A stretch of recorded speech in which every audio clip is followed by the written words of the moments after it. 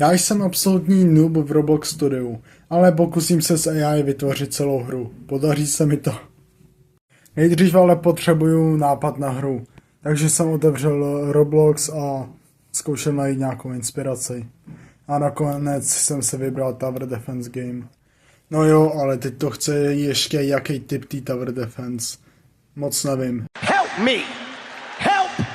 No nic, takže nápad na tu Tower Defense hru je, že věže budou nezdravý jídlo, který budou bránit lednici a zelenina se tu lednici pokusí zničit.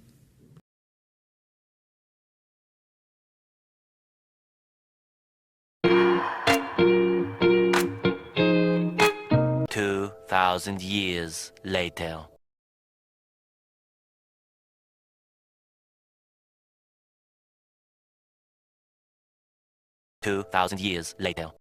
Jako první jsem teda vytvořil shop, ve kterém si můžu koupit jenom jednu věž, takže stock ještě úplně nefunguje. Pak ještě building system a wave tlačítko.